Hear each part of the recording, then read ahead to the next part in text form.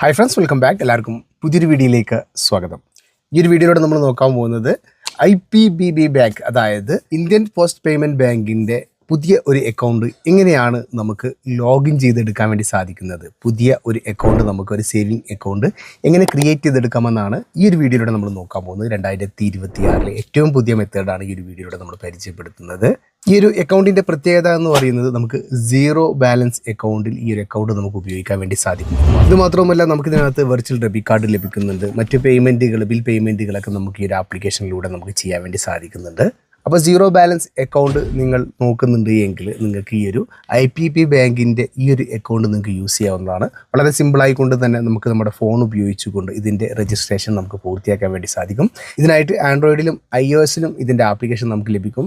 IPS എന്ന് ഇതുപോലെ നിങ്ങൾ സെർച്ച് ചെയ്ത് കഴിഞ്ഞാൽ ഈ ഒരു ആപ്ലിക്കേഷൻ നിങ്ങൾക്ക് കാണാൻ വേണ്ടി സാധിക്കും. അപ്പോൾ എങ്ങനെയാണ് ഇത് ഇൻസ്റ്റാൾ ചെയ്ത് നമുക്ക് ഇതിൻ്റെ രജിസ്ട്രേഷനൊക്കെ പൂർത്തിയാക്കുന്നത് എന്ന് വിശദമായിട്ട് വീഡിയോ കണ്ട് മനസ്സിലാക്കാം. വീഡിയോ വളരെ യൂസ്ഫുൾ ആണ്. ചാനൽ ആദ്യമായിട്ട് കാണുന്നുണ്ടെങ്കിൽ സബ്സ്ക്രൈബ് ചെയ്ത് വെക്കുക. ഇതുപോലെ ഇൻഫോർമേറ്റീവ് ആയിട്ടുള്ള വീഡിയോകളാണ് നമ്മുടെ ചാനൽ അപ്ലോഡ് ചെയ്യുന്നത്. അപ്പോൾ എങ്ങനെയാണ് ഇതിൻ്റെ രജിസ്ട്രേഷൻ നമുക്ക് പൂർത്തിയാക്കുന്നത് എന്നും എന്തെല്ലാം കാര്യങ്ങളാണ് ഇതിനകത്ത് ഫില്ല് ചെയ്യേണ്ടത് എന്നൊക്കെ നമുക്ക് വീഡിയോ കണ്ട് മനസ്സിലാക്കാം. നേരെ വീഡിയോ പോവാം. അതിനായിട്ട് നമുക്കിവിടെ പ്ലേ സ്റ്റോർ ഓപ്പൺ ചെയ്യാം. ഓപ്പൺ ചെയ്തിട്ട് IPPB എന്ന് നമുക്കതിവിടെ സെർച്ച് ചെയ്ത് കൊടുക്കാം. സെർച്ച് ചെയ്ത് കഴിഞ്ഞാൽ നമുക്ക് ഇതുപോലൊരു ആപ്ലിക്കേഷൻ കാണാൻ വേണ്ടി സാധിക്കും. ഈ ഒരു ആപ്ലിക്കേഷൻ നമ്മൾ ഇൻസ്റ്റാൾ ചെയ്യുക. ഇൻസ്റ്റാൾ ചെയ്തതിന് ശേഷം നമുക്കിവിടെ ഓപ്പൺ എന്ന് കാണാൻ വേണ്ടി സാധിക്കും. ഇവിടെ ഓപ്പൺ ചെയ്യാം. ഓപ്പൺ ചെയ്ത് കഴിഞ്ഞാൽ നമുക്ക് ഇതുപോലെ ഇൻ്റർഫേസ് ആയിരിക്കും കാണാൻ വേണ്ടി സാധിക്കുന്നത്. ഇവിടെ നമുക്ക് ലോഗിൻ ചെയ്യാനുള്ള ഓപ്ഷൻ ഉണ്ട്. അതുപോലെ തന്നെ നമുക്ക് ന്യൂ അക്കൗണ്ട് ക്രിയേറ്റ് ചെയ്യാനുള്ള ഓപ്ഷൻ താഴെ കാണാൻ വേണ്ടി സാധിക്കും. താഴെ കാണുന്ന open your saving account instantly എന്നുള്ളത് ഇതിലാണ് നമ്മൾ ക്ലിക്ക് ചെയ്ത് കൊടുക്കേണ്ടത്. അതിനുശേഷം ഒന്നിൽ കൂടുതൽ സിം കാർഡ് ഉള്ളവരാണ് എങ്കിൽ നമുക്ക് ആധാർ കാർഡുമായി ലിങ്ക് ചെയ്തിട്ടുള്ള ആ നമ്പർ തന്നെ, അതേ സിം തന്നെ സെലക്ട് ചെയ്ത് കൊടുക്കുക. എന്നാൽ മാത്രമേ അതിലേക്ക് OTP വരികയുള്ളൂ. അതിനുശേഷം ടേംസ് ആൻഡ് കണ്ടീഷനിൽ ക്ലിക്ക് ചെയ്തതിന് ശേഷം ഇവിടെ SMS വെരിഫിക്കേഷൻ എന്നതിൽ ക്ലിക്ക് ചെയ്ത് കൊടുക്കുക. അപ്പോൾ നമ്മുടെ വെരിഫൈങ് നടന്നുകൊണ്ടിരിക്കുകയാണ് മൊബൈൽ നമ്പറിൻ്റെ ആ ഒരു വെരിഫിക്കേഷൻ. ഇതുപോലെ നമുക്ക് കംപ്ലീറ്റ് ആവുന്നത് കാണാൻ സാധിക്കും. അതിനുശേഷം ഇതുപോലൊരു പേജിലേക്കായിരിക്കും വരുന്നത്. ഇവിടെ നമുക്ക് സബ്സ്ക്രിപ്ഷൻ ചാർജ് കൊടുക്കേണ്ടതായിട്ട് വരുന്നുണ്ട്. 149 പ്ലസ് GST ഏകദേശം 170-175 രൂപയോടെ നമുക്ക് ചാർജ് വരുന്നുണ്ട്.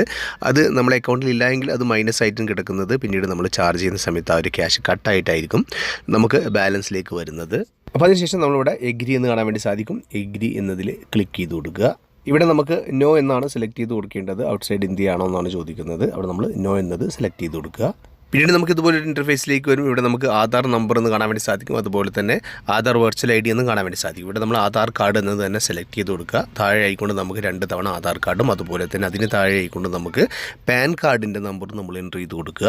അതിനുശേഷം അവിടെ ടേംസ് ആൻഡ് കണ്ടീഷൻസുകൾ കാണാൻ വേണ്ടി സാധിക്കും. ഇതിലെല്ലാത്തിലും നമ്മൾ ടിക്ക് കൊടുത്തതിന് ശേഷം ഇവിടെ താഴെ കാണുന്ന സബ്മിറ്റ് എന്നതിൽ ക്ലിക്ക് ചെയ്ത് കൊടുക്കുക. ക്ലിക്ക് ചെയ്ത് കഴിഞ്ഞാൽ OTP വെരിഫിക്കേഷനാണ് നമ്മുടെ സിം ആ ഫോണിനകത്തുള്ളത് കൊണ്ട് തന്നെ അതിനകത്ത് തന്നെ നമ്മളെ വെരിഫിക്കേഷൻ നടക്കും. അതിനുശേഷം ഈ 5 കാര്യങ്ങളും നമ്മളിവിടെ ഫില്ല് ചെയ്ത് കൊടുക്കേണ്ടതായിട്ടുണ്ട്.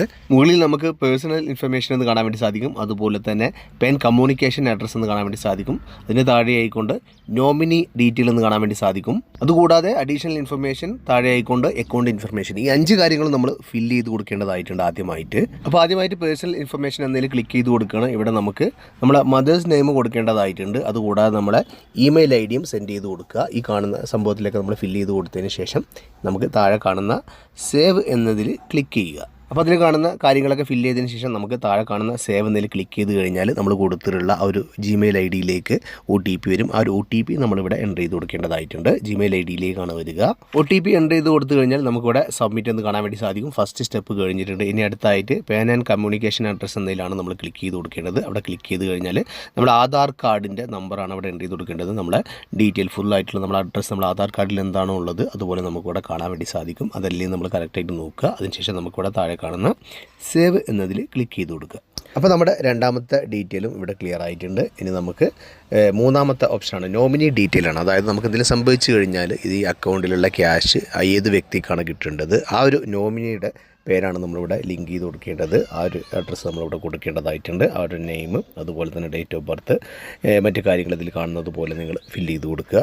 കാര്യമായിട്ടൊന്നുമില്ല, നെയിം അതുപോലെ തന്നെ ഡേറ്റ് ഓഫ് ബർത്ത്, പിന്നെ നമ്മൾ അവരുമായിട്ടുള്ള റിലേഷൻ എന്താണെന്ന് കൊടുക്കുക. നമ്മുടെ അച്ഛനാണോ അമ്മയാണോ അല്ലെങ്കിൽ വൈഫാണോ എന്താണെന്നുള്ളത് സെലക്ട് ചെയ്ത് കൊടുക്കുക. ഇനി നിങ്ങൾക്കത് നോമിനിയുടെ പേര് കൊടുക്കാൻ നിങ്ങൾ ആഗ്രഹിക്കുന്നില്ല എങ്കിൽ രണ്ടാമതായി കൊണ്ട് കാണുന്ന ഈ ഒരു ഓപ്ഷനിൽ നിങ്ങൾ ക്ലിക്ക് ചെയ്തതിന് ശേഷം സേവ് എന്നത് കൊടുത്താലും മതിയാവും. അപ്പോൾ ഞാനിവിടെ സേവ് കൊടുത്തിട്ടുണ്ട്. 3 കാര്യങ്ങൾ ഓക്കെ. അടുത്തായിക്കൊണ്ട് നമുക്ക് അഡീഷണൽ ഇൻഫർമേഷനാണ് കൊടുക്കാൻ നോക്കാൻ പോകുന്നത് അഡീഷണൽ ആയിട്ടുള്ള മറ്റ് കാര്യങ്ങൾ. അതിൽ ക്ലിക്ക് ചെയ്ത് കഴിഞ്ഞാൽ നമുക്കിവിടെ നാഷണാലിറ്റി ഉണ്ട്, അതുപോലെ തന്നെ മെറിറ്റൽ സ്റ്റാറ്റസ്, അതുപോലെ തന്നെ ഗ്രോസ് ആനുവൽ ഇൻകം, അതുപോലെ തന്നെ എഡ്യൂക്കേഷൻ ലെവലൊക്കെ നമുക്കിവിടെ ടൈപ്പ് ചെയ്ത് കൊടുക്കേണ്ടതായിട്ടുണ്ട്. അതിന് താഴെ ആയിക്കൊണ്ട് you are politically exposed person എന്ന് കാണാൻ വേണ്ടി സാധിക്കും. ഇവിടെ ഞാൻ നോ എന്നതിലാണ് ക്ലിക്ക് ചെയ്ത് കൊടുക്കേണ്ടത്. അതിനുശേഷം നമുക്കിവിടെ യെസ് എന്നതിൽ ക്ലിക്ക് ചെയ്ത് കൊടുക്കാം. അപ്പോൾ നമുക്കിവിടെ 4 കാര്യങ്ങൾ ഓക്കെ ആയിട്ടുണ്ട്. ഇനി നമ്മൾ 5ാമത്തെ കാര്യമാണ് ഫില്ല് ചെയ്ത് കൊടുക്കാൻ പോകുന്നത്. പേഴ്സണൽ ഇൻഫർമേഷൻ എന്നതിൽ നമ്മൾ ക്ലിക്ക് ചെയ്ത് കൊടുക്കുക. അക്കൗണ്ട് ഇൻഫർമേഷനകത്ത് നമുക്കിതുപോലെ ഡിബിറ്റി മാപ്പിംഗ് എന്ന് കാണാൻ വേണ്ടി സാധിക്കും. എന്താണ് ഈ ഡിബിറ്റി എന്ന് നോക്കാം. ഡയറക്റ്റ് ബെനിഫിറ്റ് ട്രാൻസ്ഫർ ആണ് ഈ ഒരു ഡിബിറ്റി എന്ന് വെച്ച് കഴിഞ്ഞാൽ.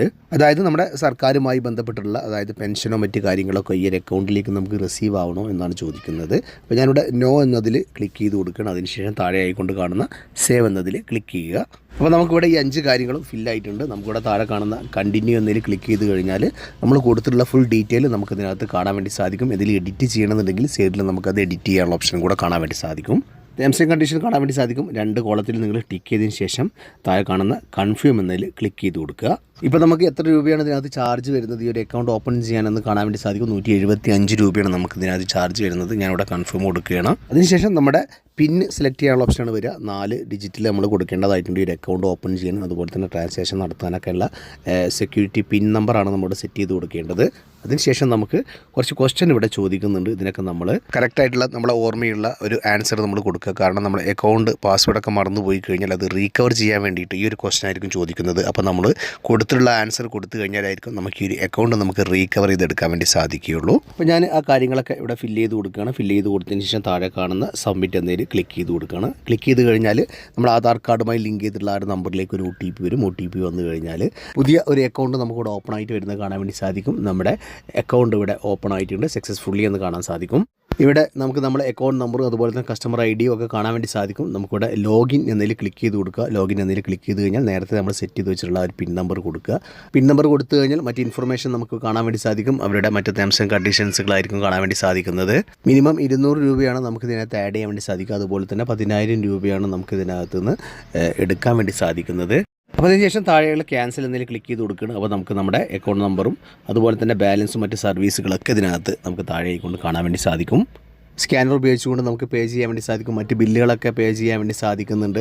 എല്ലാ സർവീസുകളും ഇതിനകത്തുണ്ട്. ഇനി നമുക്കിവിടെ നമ്മുടെ ബാലൻസ് നോക്കുകയാണെന്നുണ്ടെങ്കിൽ ഇവിടെ നമുക്ക് മൈനസ് ആയിരിക്കും കാണാൻ വേണ്ടി സാധിക്കുന്നത്. കാരണം നമുക്ക് 175 രൂപ കൊടുക്കാനാണുള്ളത്. അവിടേക്ക് ഫണ്ട് ആഡ് ചെയ്ത് കഴിഞ്ഞാൽ നമുക്ക് ഈ ഒരു 175 രൂപ പിടിച്ചതിന് ശേഷമായിരിക്കും നമുക്ക് ബാക്കി ക്യാഷ് ലഭിക്കുന്നത്. ഇനി നമുക്ക് ഇതിനകത്ത് വെർച്വൽ ഡെബിറ്റ് കാർഡൊക്കെ ആഡ് ചെയ്യാനുള്ള ഓപ്ഷൻ വരുന്നുണ്ട്. ഇപ്പോൾ നമ്മൾ ഡിജി സ്മാർട്ട് സേവിങ് അക്കൗണ്ടാണ് ഇവിടെ നമ്മൾ ഓപ്പൺ ചെയ്തിട്ടുള്ളത്. ഇനി നമുക്കിതിനകത്ത് KYC കൂടെ പൂർത്തിയാക്കേണ്ടതായിട്ടുണ്ട്.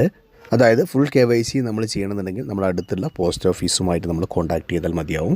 ആ ഒരു കാര്യം കൂടെ നിങ്ങൾ പൂർത്തിയാക്കുക. അടുത്തുള്ള പോസ്റ്റ് ഓഫീസുമായിട്ട് നിങ്ങൾ കോൺടാക്ട് ചെയ്ത് കഴിഞ്ഞാൽ ഫുൾ KYC നിങ്ങൾക്ക് ചെയ്തു തരുന്നതാണ്. വീഡിയോ യൂസ്ഫുള്ളായെന്ന് കരുതുന്നു. ഇഷ്ടപ്പെട്ടാൽ തീർച്ചയായിട്ടും വീഡിയോക്ക് ലൈക്ക് ചെയ്യുക. അറിയാത്ത നിങ്ങളുടെ സുഹൃത്തുക്കളിലേക്ക് ഒരു വീഡിയോ ഷെയർ ചെയ്ത് കൊടുക്കാനും മറക്കരുത്. അപ്പോൾ ഇതുപോലെ ഇൻഫർമേറ്റീവ് ആയിട്ടുള്ള മറ്റൊരു വീഡിയോയുമായി നമുക്ക് അടുത്തൊരു വീഡിയോയിൽ കാണുമ്പോഴേക്കും എല്ലാവർക്കും ബൈ.